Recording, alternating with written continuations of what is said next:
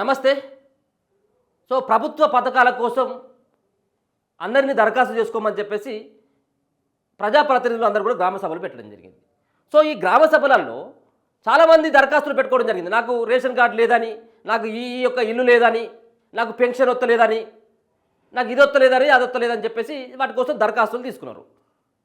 కానీ రుణమాఫీ కానటువంటి రైతుల దగ్గర నుంచి ఏమైనా దరఖాస్తు తీసుకున్నారా? ఒక్క దరఖాస్తు అయినా కానీ ఒక తెల్ల పేపర్లో మీరు రాసియమని చెప్పేసి ఏ మంత్రి అయినా చెప్పిండా? ఏ ప్రభుత్వ అధికారి అయినా చెప్పిండా? ముందుగా మా ప్రభుత్వం అధికారంలోకి వస్తే ముందుగా చేసేటువంటి పనే రైతులకి రుణమాఫీ ఎంతమంది ఉంటే అంతమంది, ఓ 42 లక్షల మందో 41 లక్షల మందో ఉంటారు, వాళ్ళకు మేము రుణమాఫీ చేస్తాం మేము అధికారంలో రాగానే. ఒకవేళ కనుక ఎవరైనా ఒకరో ఇద్దరు ఆడ మిగిలిపోయినట్టు అయి ఉంటే జల్దీ ఉరుకుర్రి బ్యాంకు కాడికి అప్పు తెచ్చుకొని నేను రాగానే మాఫీ చేస్తా అని చెప్పేసి రేవంత్ రెడ్డి గఫాలు చెప్పిండు.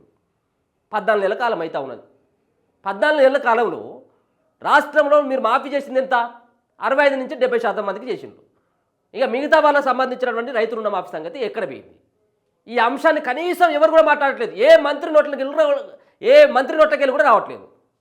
ఎందుకు రావట్లేదు అంటే వాటిని ఎగ్గొట్టేటువంటి ప్రయత్నం చేస్తున్నట్టుగా నాకైతే అర్థమవుతా ఉన్నది. ఇప్పటి వరకు మీరు కనీసం 18 నుంచి 20 వేల కోట్ల మాత్రమే మాఫీ చేయడం జరిగింది. కావాల్సింది ఎంత అని చెప్పేసి గతంలో అన్నారు 31,000 కోట్ల రూపాయలు కావాలి. ఓ 42 లక్షల మందో 41 లక్షల మంది ఉంటారు రైతులు, వాళ్ళకు రుణమాఫీ చేయాలంటే 31,000 కోట్ల రూపాయలు కావాలని చెప్పిండ్రు. మీరు కేటాయించింది కేవలం 20,000 కోట్లు అనుకుందాం. ఇంకా 11,000 కోట్ల రూపాయలని రైతుల అకౌంట్లో జమ చేయాలి. కానీ జమ చేయకుండా ఆ మాటను మార్చి కనీసం ఆ సంబంధించిన అంశాన్ని కూడా ఎవరు కూడా మాట్లాడేటువంటి సాహసం చేయట్లేదు. రైతులందరూ కూడా ఇబ్బంది పడుతున్నారు రుణమాఫీ కానటువంటి వాళ్ళు. అరే నిజంగా కూడా రుణమాఫీ కానటువంటి వాళ్ళు ఏమన్నా రైతులు కాదా అంటే వాళ్ళు ఒరిజినల్ రైతులు, పంట కోసం రుణాలు తీసుకొచ్చుకున్నారు.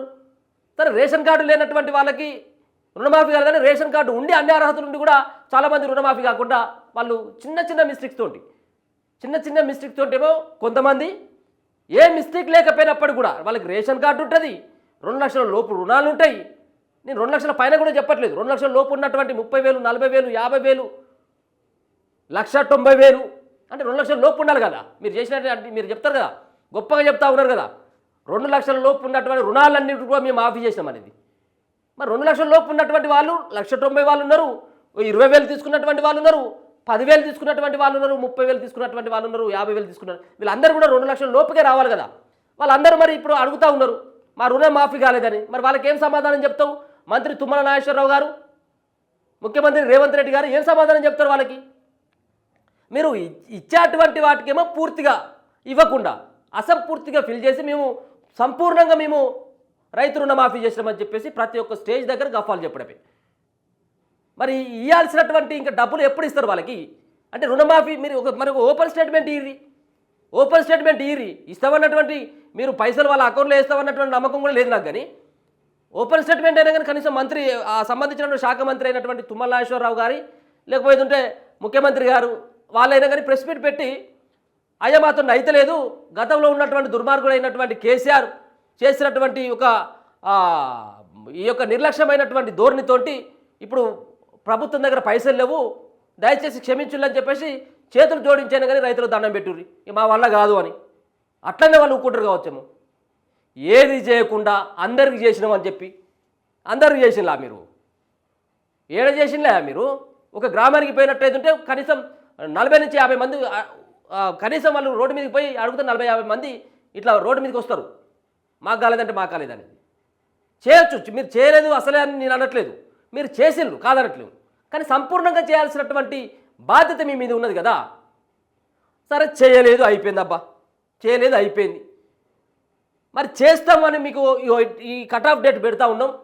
ఇక 2 లక్షల పైన ఉన్నటువంటి వాళ్ళు ఎవరైతే ఉన్నారో ఆ 2 లక్షల పైన ఉన్నటువంటి వాళ్ళకి, ఇక 2,50,000 ఉన్నటువంటి వాళ్ళకి ఇక ఇంకొక నెల తర్వాత చేస్తాం, మార్చి లాస్ట్ వరకు చేస్తాం, లేకపోతే ఫిబ్రవరి లాస్ట్ వరకు చేస్తాం. ఓ 3 లక్షలు ఉన్నటువంటి వాళ్ళు ఎవరైతే ఉన్నారో 2 లక్షల వరకు మేము చేస్తాం కాబట్టి మీరు పైన ఉన్నటువంటి పైసలు కట్టుకోరి, ఈ డేట్ వరకు మీరు బ్యాంకులో జమ చేసుకోరి మేము వేస్తామని. లేకపోతే మీరు వేసినకపోయినా ప్రభుత్వానికి బ్యాంకులకు మేము భరోసా ఇస్తూ ఉన్నాం, మీరు పైన ఉన్నటువంటి అమౌంట్ కట్టుకున్నది ఉంటే మీకు క్లియరెన్స్ వస్తుంది, ఆ విధమైనటువంటి భరోసాలైనా ఇవ్వండి. ఏ విధమైనటువంటి భరోసా లేదు, తప్పించుకొని తిరిగేటువంటి ప్రయత్నం చేస్తూ ఉన్నారు. రైతులందరూ కూడా వాళ్ళందరూ కూడా ఆగమాగం అవుతూ ఉన్నారు. ఏమని చెప్పిండ్రు? చిన్న చిన్న మిస్టేక్లతో అయిపోయినాయి. మీ ఇంటికి వస్తారు రేషన్ కార్డు లేకపోయినా కానీ మిమ్మల్ని ఫోటోలు కొట్టుకొని పోతారు, మీ వివరాలన్నిటిగా నమోదు చేసుకుంటారు, మీరు ఎక్కడ టెన్షన్ పడకూడదని చెప్పేసి మంత్రి తుమ్మల నాగేశ్వరరావు ఆయన పెద్ద బీరాలు పలికిండు. మరి వాళ్ళందరికీ ఇంటికి పోయిళ్ళు ఫోటోలు కొట్టుకొని ఇప్పుడు 4 నెలల కాలం అయిపోతా ఉన్నది. ఫోటోలు కొట్టుకున్నారు. 4వ విడత సంబంధించినటువంటి లిస్ట్ వచ్చింది. లిస్టుల పేర్లు వచ్చినాయి కానీ బ్యాంకులో పైసలు పడ్డటువంటి పరిస్థితి లేదు. ఇక వీళ్ళు లిస్టుల పేరు రాగానే పాపం రైతులందరూ కూడా సంతోషం. కొంతమంది, నేను అందరిని అనట్లేదు, కొంతమంది రైతులు 4వ లిస్టులో మా పేరు వచ్చింది కాబట్టి అని చెప్పేసి బ్యాంకుకు పోయి రోజు పోయి పాస్ పుస్తకం పట్టుకపోయి అక్కడ బ్యాంకు మేనేజర్ చూపెడితే రూపాయి లేదల్లా. ఇంతవరకు వేస్తే కదా మీరు చాతకపోతే అది మీరు చెప్పండి కనీసం. ఇప్పుడు కాకపోతే ఇప్పుడు అవుతుంది మీకు. ఇక 2 లక్షల పైన ఉన్నటువంటి వాళ్ళది మేము చేస్తూ ఉన్నాం, ఖచ్చితంగా చేస్తాం, మాకు వెళ్ళట్లేదని చెప్పండి. ఇవన్నీ చెప్పకుండా డొంక తిరుగు మాటలు తప్పించుకున్నటువంటి వ్యవహారాలు చేసి ప్రజల్లో పలచన కావద్దు. అరే కోట్ల రూపాయలు సంబంధించినటువంటి మాఫీ చేస్తారు కదా, కోట్ల రూపాయలు సంబంధించిన కాంట్రాక్టు పనులకి బిల్లులు చెల్లిస్తూ ఉన్నారు కదా. ఎందుకు? మీ మంత్రులు ఉన్నారు కాంట్రాక్టర్లు కాబట్టి, లేకపోతే మీ యొక్క బావబామర్దులు ఉన్నారు కాబట్టి, మీ బంధువులు ఉన్నారు కాబట్టి చేస్తారు. వాటికేమో డబ్బులు వస్తాయి. పాపం రైతులు వాళ్ళకి కావాల్సినటువంటి రుణమాఫీ ఎప్పుడు చేస్తామని అడుగుతూ ఉన్నారు. వాళ్ళు సమాధానం చక్కగా చెప్పండి. ఇప్పుడు ఏమంటా ఉన్నారు? ఇందిరమ్మ ఇల్లు కోసం దరఖాస్తు తీసుకుంటా ఉన్నాం, రేషన్ కార్డు కోసం దరఖాస్తు తీసుకుంటా ఉన్నాం. మరి ఇప్పుడు ఇది రుణమాఫీ కోసం దరఖాస్తు తీసుకోరాదు? కానటువంటి వాళ్ళు ఎవరున్నారో మీరు ఒక తెల్ల పేపర్ మీద రాసి మీరు బ్యాంకు అకౌంటు అలాగే మీ లోన్ అకౌంట్ సంబంధించింది దానికి జిరాక్స్ పత్రికను పెట్టుర్రి, మీ మాఫీ అట్లనే ఒకటి పెట్టరాదు. ఏది లేదు అంటే ఏది లేదంటే ఇక దీని మీద ఆలోచన లేదన్నట్టుగా వాళ్ళకు రైతు రుణమాఫీ చేసేటువంటి ఆలోచన కనబడతలేదు.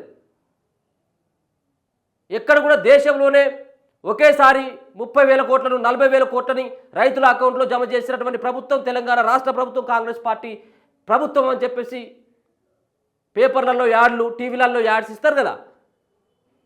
తెర మీద కనబడతా ఉన్నది, తెర మీదకి మాత్రమే కనబడతా ఉన్నది.